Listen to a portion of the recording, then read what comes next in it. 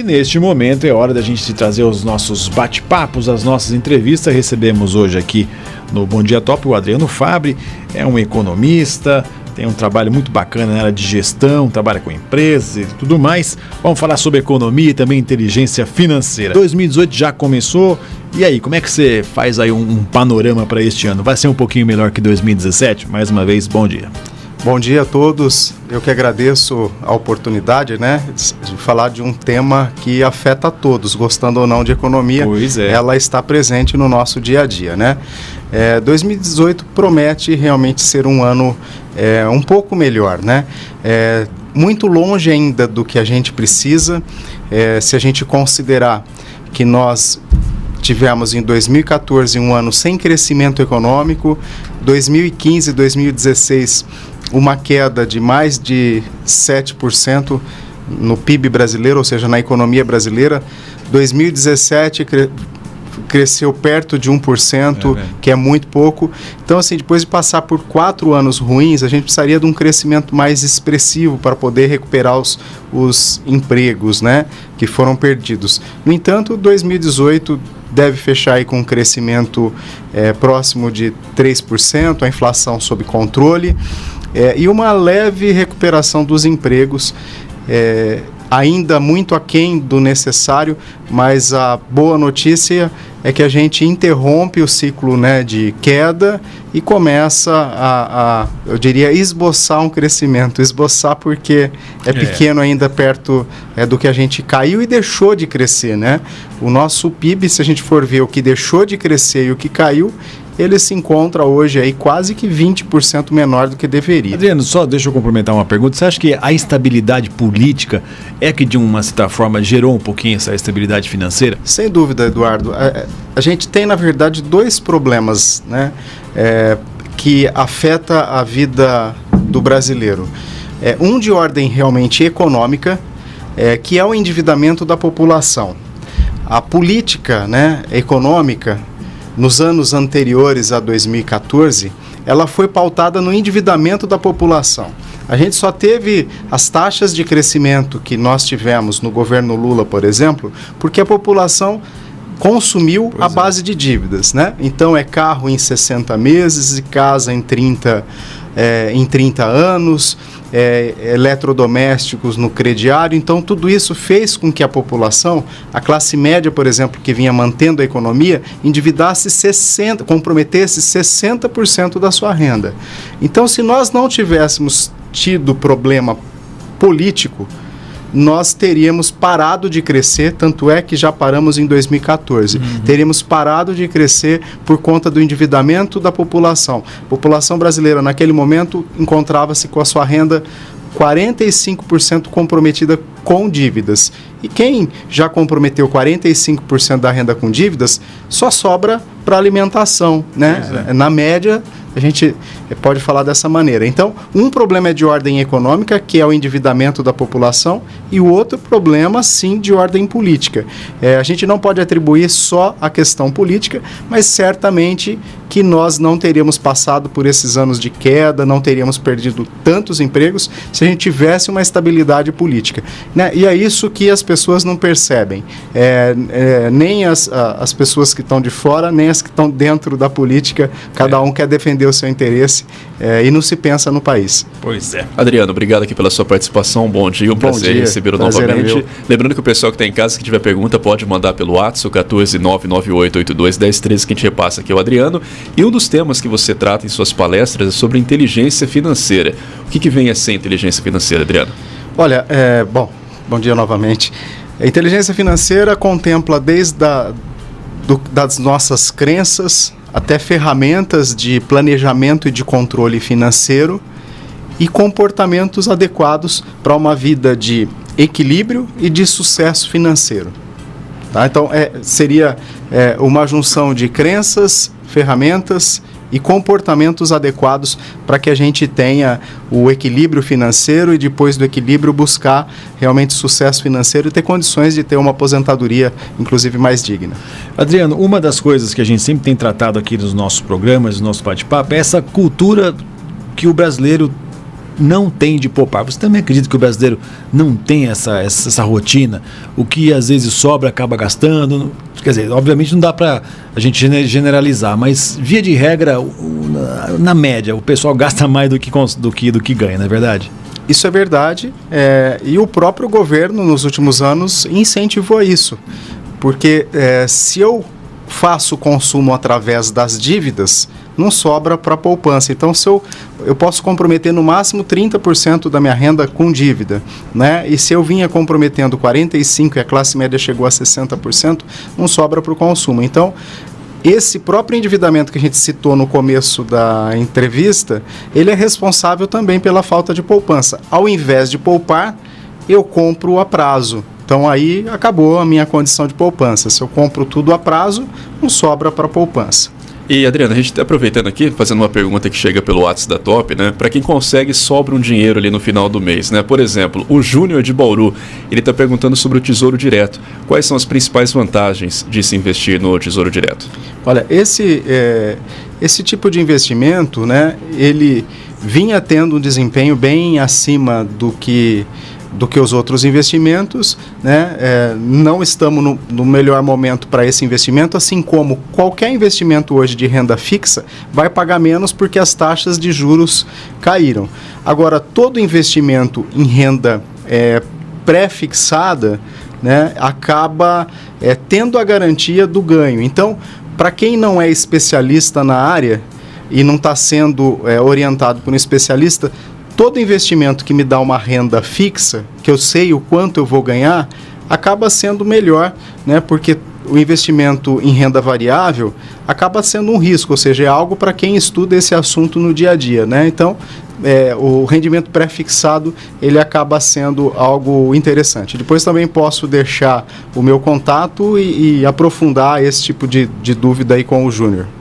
E Adriano, como é que começa a fazer a pessoa que quer iniciar um processo de poupar? Quais as dicas ou as orientações que você dá? Até aproveitando, aproveitando a pergunta também do José de Bauru, José mais ou menos vai nessa linha, né? Qual a melhor maneira de administrar o salário, como organizar ali as dívidas, carro, família, tal. Obrigado, José, pela sua participação. Já aproveitando a pergunta do Eduardo e do José também de Bauru pelo WhatsApp. Bom, a melhor maneira de administrar o salário e também de buscar uma poupança, que uma coisa está intimamente relacionada à outra, né? É fazer um planejamento e ter um controle financeiro, né? O que seria o planejamento? Colocar no papel tudo que eu pretendo gastar nos próximos 12 meses. Certo. Eu não posso olhar período curto, porque eu tenho contas que são anuais, como a matrícula do filho, por exemplo, né? IPVA, IPTU. Então, sempre eu tenho que olhar os próximos 12 meses, colocar o que eu pretendo gastar em cada tipo de conta para os próximos 12 meses. Mas antes de fazer isso, eu devo fazer um diagnóstico, ou seja, eu devo entender, olhar pelo menos para os meus últimos 3 meses, se possível para os últimos 12 também, para ver onde eu estou gastando. Assim como uma empresa, para que eu consiga ter um plano financeiro bom, eu preciso antes fazer um diagnóstico, na nossa vida pessoal não é diferente. Então, eu preciso fazer um diagnóstico para poder entender os meus gastos e, a partir disso, ter a melhor decisão do quanto gastar em cada conta. Quando eu faço um planejamento e tenho um controle, eu sei o quanto eu posso gastar, quando, né? Porque se eu gasto antecipadamente é um problema, e em que também eu posso gastar. E aí, voltando na questão da poupança, esse tipo de análise vai me mostrar o quanto eu consigo poupar. Ideal que eu poupe pelo menos 5% da minha renda. Tá? O ideal, no mínimo 5%, tentando buscar aí 10%, 15% a médio e longo prazo. E eu devo dividir essa poupança em 3 partes. Uma parte para precaução, para contingências que possam ocorrer. Uma parte para conquistas futuras, trocar o crediário por uma poupança. 8 ou 9 meses de poupança, eu consigo comprar um bem que eu pagaria em 12. Então, eu digo que comprar no crediário é participar de uma promoção ao contrário.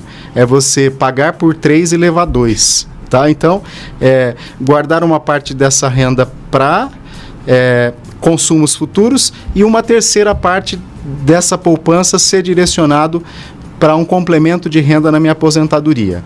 E aí aquelas pessoas, eu já sei que muita gente nesse momento está dizendo, se eu não consigo nem pagar as contas, como é que eu vou fazer a minha poupança? Pois é.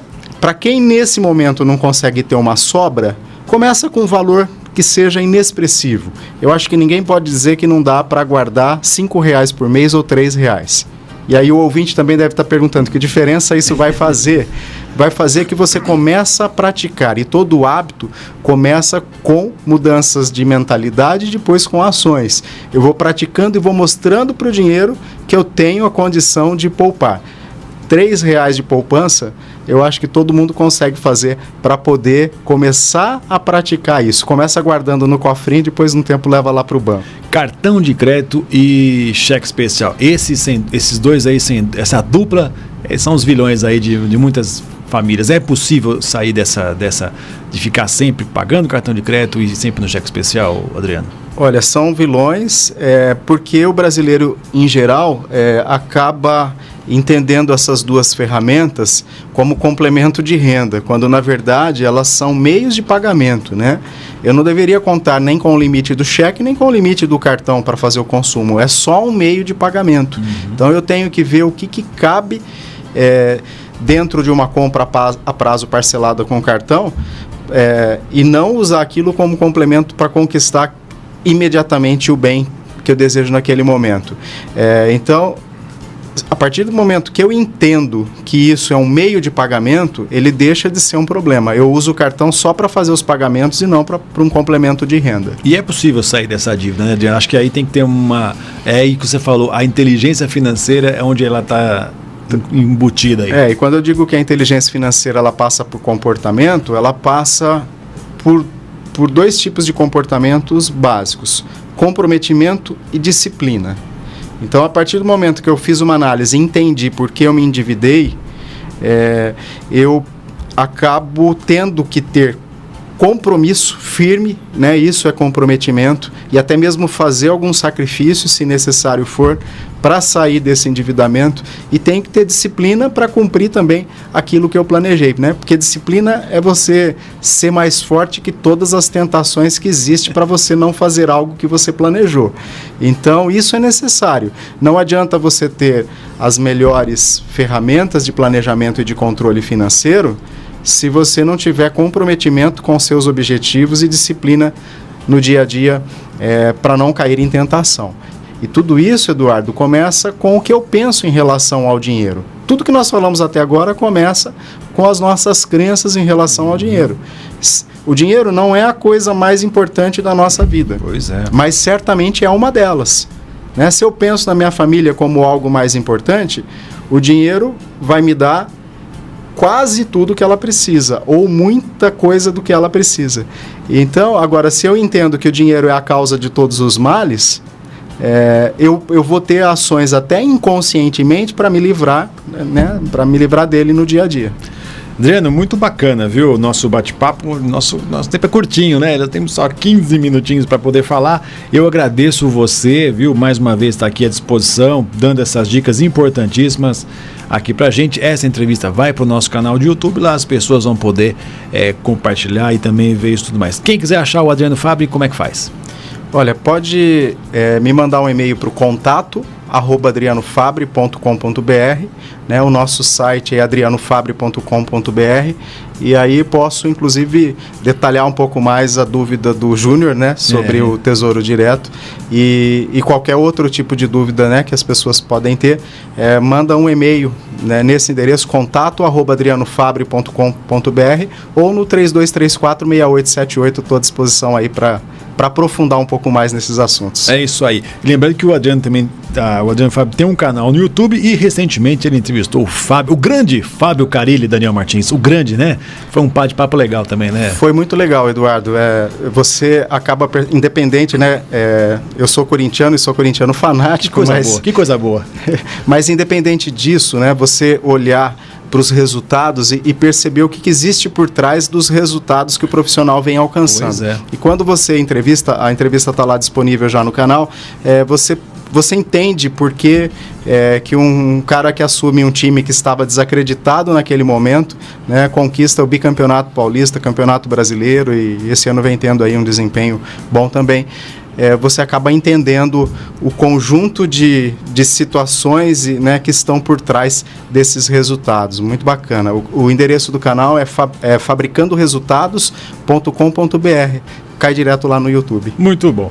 Adriano, um grande abraço para você, viu? Sucesso sempre na carreira. Você vai voltar aqui outras vezes, com certeza, porque esse assunto a gente fala sempre aqui no Bom Dia Top. Mais uma vez, obrigado e bom dia. Eu que agradeço. Bom dia a todos, hein?